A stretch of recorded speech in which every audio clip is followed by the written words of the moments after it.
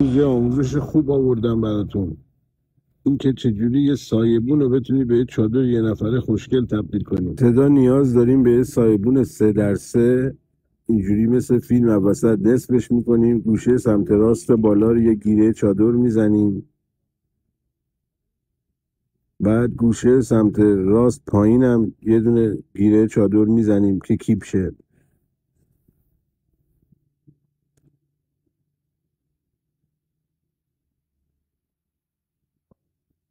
بعدش مثل فیلم گوشه سمت چپ پایین و لایه بالاییشو میکشیم میاریم توی گیره شماره 2 محکم میکنیم، به همون گیره چادره میبندیم مثل فیلم. دقیقا نگاه کنید، میاره اینجا میبندتش.